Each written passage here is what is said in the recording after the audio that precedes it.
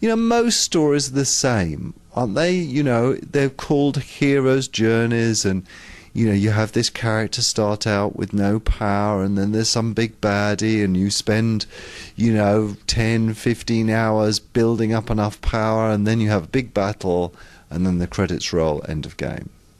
So we asked ourselves, well, you know, okay, let's change that around. Let's make you, at the start of a game, make you a rebel, with no one who's following you. And then as you go through the game and you start proving how heroic you are, more and more people start following you, and when you have enough followers, you can take on the terrible, awful, evil tyrant king and overthrow him, overthrow the king, storm the castle. That's about halfway through the game, because the rest of the game is all about what it feels like to be powerful.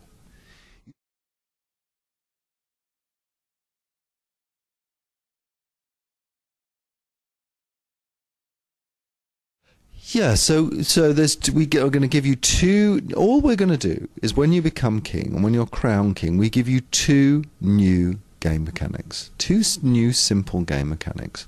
The first one is called judgments, and that is the ability at any time to say, "This is the law of Albion. It's this." That's the first thing. Now, we haven't shown how you do judgments, because there's a little cute mechanic in it, and we're just saving that back, so you'd have to bear with us on that. The other one, we have this map, and it's a pretty cool map. You know, it's a map of the world. Our maps in Fable 1 and Fable 2 were just terrible, and the maps in Fable 3, you know, we really want to make them part of the game. And there's this map, and the ability in this map to actually go down to incredible detail and be able to change some things in the land through this map. And that's it. You'll still have all your power as a hero. You're going to need to be a hero. Don't think that suddenly this changes into something like an RTS. It's not. It's just the drama of the game and the story of the game. It all becomes about you being ruler and king and deciding the things that are going to change the whole of the land.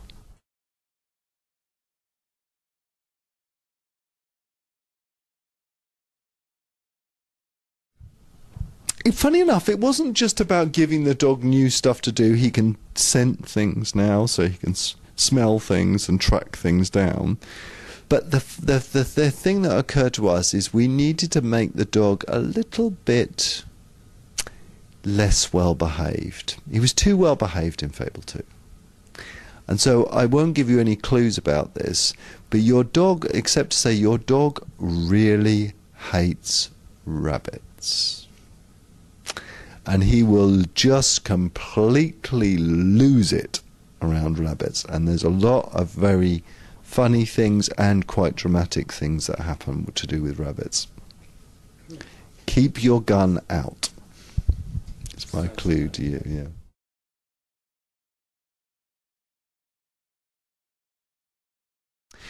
All magic is based around objects. Now, they have a variety of magic objects, but let's take rings, for example. You have magic rings. Magic rings will morph and change to reflect what sort of magic user you are. You say you've got the ring of storms on. You are free to put a second ring on and combine storms with fireballs. So you can combine magic together and weave the different magic you want all through that one button, depending on which ring you've got.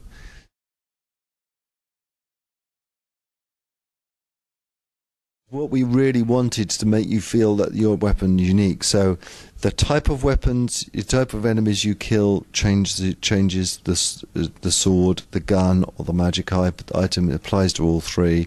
The type of enemies you kill, the skill at which you kill them, whether or not we deem the people you're killing or the things that you're killing to be innocents or to be innocent or evil, that will change the sword. We incorporate your Xbox 360 gamer score in your weapons to make it unique again. It depends on what's happening in the story and the drama of the story. Or there's a lot of things that go to make up your unique sword, your unique weapon.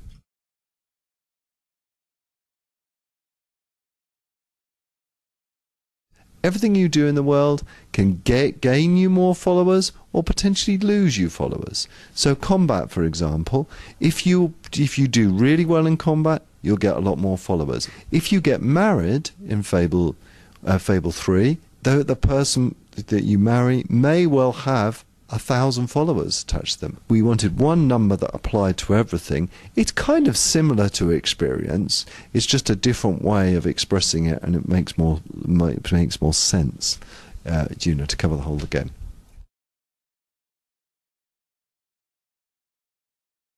Yes, indeed. Not only brand new places. I mean, obviously, it's we do that. There is a whole new continent. Albion was never. It was only ever supposed to be a tiny part of the world. It wasn't supposed to be the entire world. So we're unveiling another entire continent, which is very foreign to what you've seen in Fable 3 before.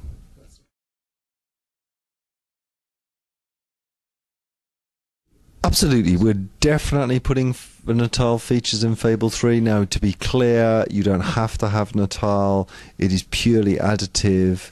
There's some, amazing experiences in there.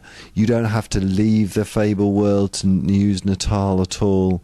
Although I'm not allowed to talk about any feature in there, it is, it's pretty cool stuff. Yeah. I mean, yeah, this is, it's a big studio. You're seeing what's happening on the first floor. There's another floor above that. There's a ground floor. There's another office over there. There's another office over there.